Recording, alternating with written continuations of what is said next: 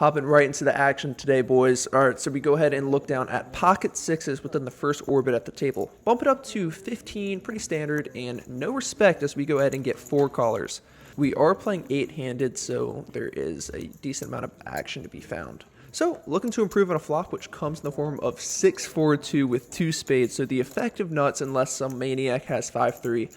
So we go ahead and bet out $40 for value, charging any spade draws, maybe some gutter balls that are in these players' ranges. But anyways, we want a call, in which that is what happens with the small blind. So going heads up to a turn, looking to improve or hold, which does come in the form of a 7 of diamonds. So any 5 now is open-ended, but again, I don't really know how relevant that should be in this specific situation. So planning on firing again, but that action does not get presented to me as the small blind elects to lead for 110. He has around 320 behind, so I certainly could put in a raise, but I think I just want to be flat calling in this specific situation just to keep his bluffs in his range on the river. So that's what I do. I just go ahead and call and going heads up to the river once again.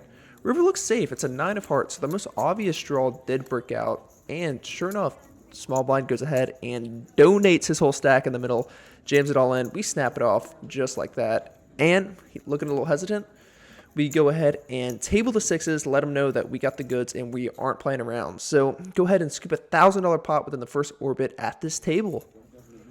All right, so in this next hand, there is a straddle on the board. Under the gun bumps it up to 30, and we look down at 2 black kings in middle position. We elect on a 3-bet to the tune of $80, slightly on the smaller side, but I think it's already strong enough considering we are raising the under the gun opener. So with that sizing, I'm figuring he would be calling with most of his range, and sure enough, that is what he does. So going heads up to a flop, which comes down queen high in a rainbow texture. So no real draws out there besides Jack 10, but we do have 2 of the outs for that. So when he checks it to me, I elect on a sizing to the tune of $75. I don't think I need to go too big in this specific situation just because, again, there's no real draws out there. So that's what I do, and sure enough, he asks the dealer what is the bet size, and doesn't take too long before jamming all in for around $275. We go ahead and snap it off once again, looking to hold or improve, in which comes a 7 and a 9. And sure enough, he goes ahead and shows 9-10 of clubs. So had middle pair, I guess he turned his hand into a bluff. I don't really know. He would have picked up a backdoor flush draw on the turn, so I don't think he would have gone anywhere anyways, and then rivered another 9. So it stinks, but that's poker. Anyways, y'all, this was the last hand I had at the Kennel Club. I know it was only 2 hands, but no need to worry as we go ahead and make our way over to Coconut Creek. Let's go.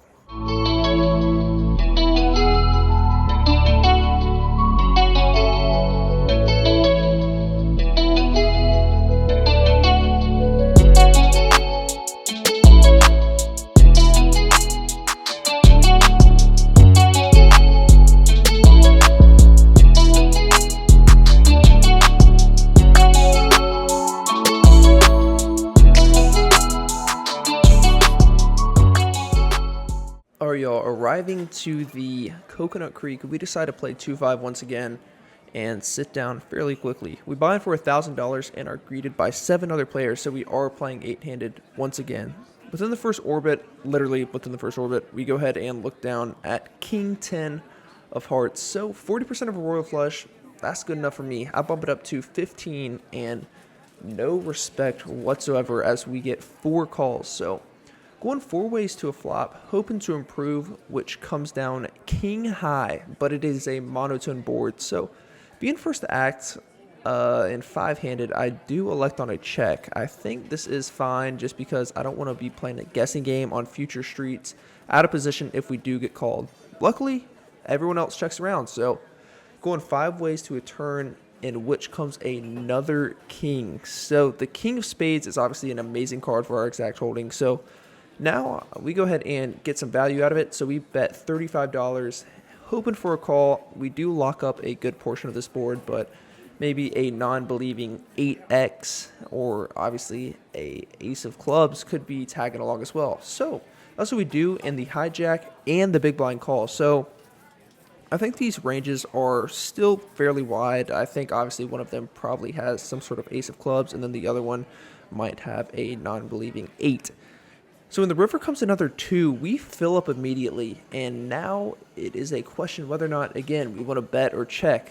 I think the likelihood of one of these players having a misdraw is pretty high, but I do want to go get value out of my full house. So I go ahead and bet $110. Sure enough, the hijack snap fold, so that probably is the one player that had the ace of clubs if I had to take a guess. But luckily, the big blind goes into the tank. Only having around $200 behind, I figured that he would probably just be snap jamming any king just because he knows that I don't have any fold equity in this specific situation, but he doesn't. So maybe he thinks we're the one with the busted draw. So sooner or later, he has to make a decision, in which does come in the form of a call. So we happily table the king high boat and take it down. Warm welcome at this new table.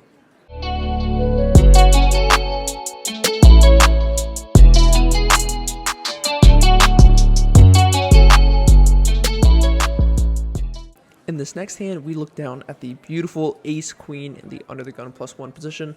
Go ahead and bump it up to 15, and we do get a call from the button and the big blind. So happy to get some action with my premium, in which the flop comes down ace high. So having a good portion of this board locked up. No real draws out here. Basically the driest board possible. Me first to act, I elect on a check, just seeing if any sort of player can catch up in one form or another. But that does not happen, as the button bets $20. He's been very active, so basically putting him on any weaker ace. So only with $120 behind, I go ahead and just jam it in, and sure enough, he calls. So looking to hold on the turn, which looks safe. It is a 2 of diamonds, and then the river comes a 8 of clubs. So pretty safe run out, all things considered, but unfortunately, it doesn't matter, as he goes ahead and shows pocket 9. So his loose play certainly gets all of my chips. In this next hand, we go ahead and look down at 9-10 of spades. We go ahead and bump it up to $15 from the under the gun position, and sure enough, we only get one call from the button. So looking to improve on a flop which comes 7-3-6 with 2 clubs. So absolutely whiff this, besides a gutter and 2 overs, which who knows how relevant the 2 overs are. Anyways, probably not going to win with 10 high, so we go ahead and bet $20, and the button calls fairly quickly. So the turn's interesting. The turn is a ace of spades. This is great for my perceived range opening up from under the gun. So I use the range advantage and lead out for 40. He doesn't think for too long, and sure enough, he makes the call once again. So at this point, hoping to make a lucky 8, but kind of done with the hand. The river is a queen, no help to us whatsoever. We give up, he checks. He goes ahead and shows 6 deuce offsuit. So this is the same player that I lost to in the pocket 9's hands, and his image is certainly getting the best of us. This next hand, we experience an under the gun limp. We look down at the beautiful 9-8 of hearts on the button. Go ahead and bump it up to $20, pretty standard. We get a flat call from the small blind, which is a bit alarming, as he's probably been the tightest player at the table so far. And what's even more alarming is the big blind goes ahead and raises it up to $95. So kind of a sizable raise, but it is understandable just because him being out of position. I think he can be sizing up. We are both sitting around $1,000 effective, so I justify a call in position, which is definitely more on the loose side and probably should just be a fold majority of the time, but I'm putting the big blind player on a fairly tight range because he has not 3-bet anyone pre-flop for the past 2 hours. So looking to improve on a flop which comes down 4 high with 1 heart, so don't have anything besides a backdoor flush draw. He bets $150. We just gotta let it go. Kind of stinks to donk off $100 like that, but it happens. Luckily for us, he does show queen, so our read on the situation was right, just didn't hit it. This next hand is a perfect example of what you should not do at any sort of poker environment, being online, in person, whatever. This is probably the worst hand that I have played in quite some time, and it is quite embarrassing to share on the channel, but we're keeping it real and we are sharing it. So we experience a cutoff raise to 15 after getting 2 limpers, which is certainly on the smaller side. We go ahead and make the call on the button, which should never be advised with Jack 5 of hearts. You should either be folding this or occasionally putting this near 3-bet squeezing range. But that's what I do. And sure enough, the other players call as well. So when the flop comes down 8 high with 1 heart, we have nothing besides some backdoor draws. And when the cutoff bets $35, I think this is a spot that in the moment, I wanted to be floating just because there are a lot of good cards to come on future streets. And sure enough, the middle position player calls as well, which is actually good because our implied odds go up a little bit more when this happens. So looking to improve on the turn, which comes slightly in the form of a 4 of clubs. So now we have a gutter ball to a straight. And sure enough, the cutoff keeps his pedal on. He goes ahead and bets out for $50. And this is where I absolutely go insane. So you know what, guys? We're going to have a little bit of trivia for you. What do you think I do? I'll give you guys a few seconds to choose. If you chose D, you are correct. I proceed to jam my whole stack in there for around $275 effective, and the cutoff doesn't think too long before calling. So we are absolutely screwed, and we donk off just a stupid amount of money in this hand.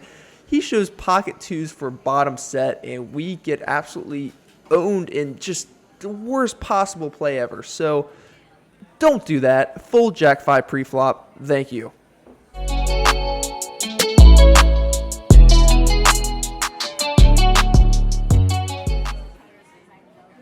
So in this next hand, we go ahead and look down at pocket 8s in the small blind. So when the middle position player bumps it up to $20, we elect on just a flat call. You could certainly be 3-betting this, and certainly against someone of this player's image. This is the same guy that had the pocket queens hand who has been playing fairly aggressive. So when the flop comes down jack high, even though there is an overcard, this is one of the better cards to have just because how often is a jack X going to be in this guy's opening range?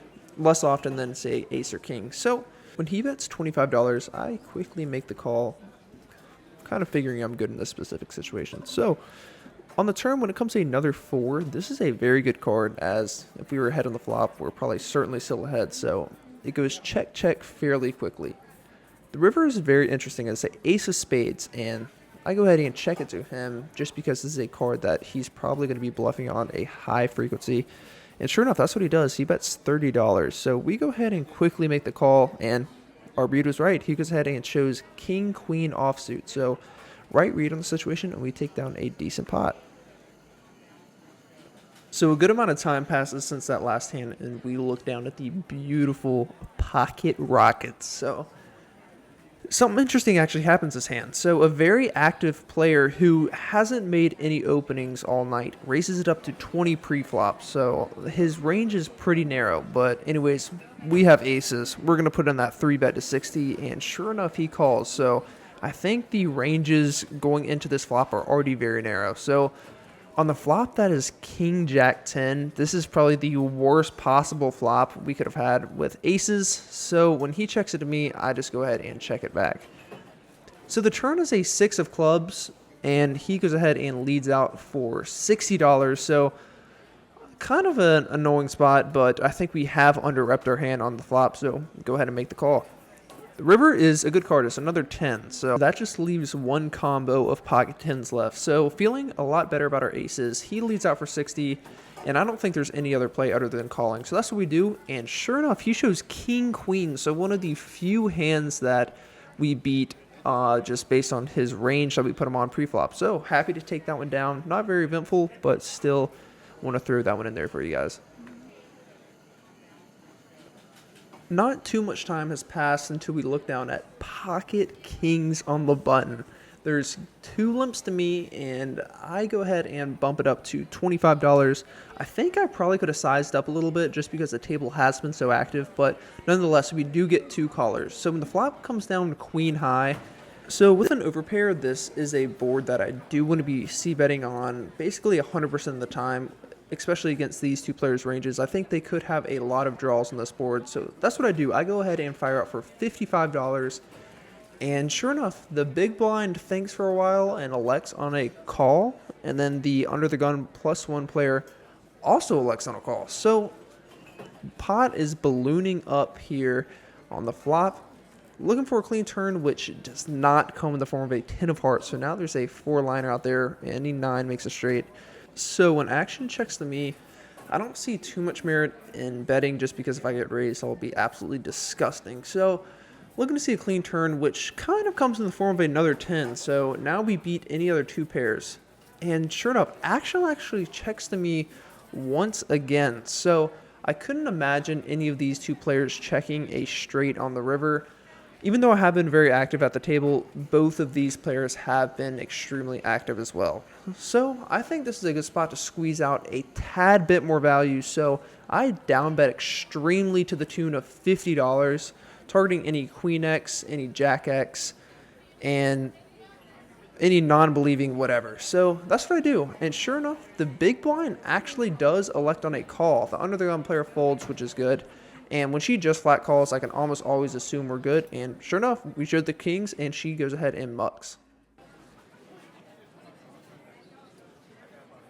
All right, as my chips are in the chip tray, I go ahead and just see one more hand, which happens to be King 7 of diamonds. So I go ahead and just limp it, just because it's literally my last hand. This certainly isn't recommended in the long run.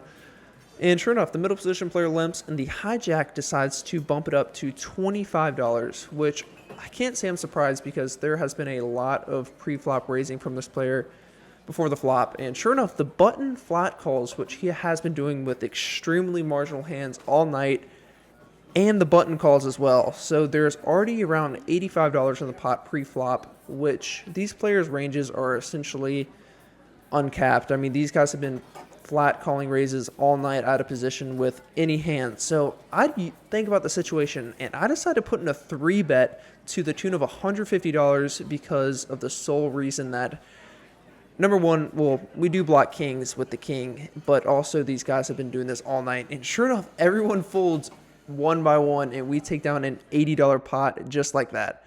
Anyways, y'all, there's the chip stack, and here we go. All right, boys, I apologize for the lighting, but just got out of there. We were in the game for 1,400, ended up cashing out for like 1,500, like a little bit less than 1,500. So only made like sub $100 in poker, but something super weird happened at the end of the session. So, you know, I was cashing out my chips, doing my thing. Then all of a sudden, next thing you know, my legs are, moving, arms are moving, just walking around. And then next thing you know, sitting at a blackjack table, throwing bets. And one thing leads to another. I leave the blackjack table up another $100. So definitely not recommended in the long run. On occasion, I guess it's all right. But yeah, that was weird. Definitely was unexpected. But anyways, y'all, if you enjoyed the video, please give it a thumbs up. I would greatly appreciate that. And I didn't really realize how much that really helps the channel and like the algorithm. So if you really did like it, please give it a thumbs up. And if you like the video, if you want to hit the subscribe button, that'd be greatly appreciated as well. I want to thank all you guys for all the support thus far. It's crazy this many people has been seeing the videos. I wouldn't have expected this anytime soon, so I'm greatly appreciate it. And anyways, y'all, thank you guys so much for the support once again, and see you in the next one. Keep up the run good. Peace.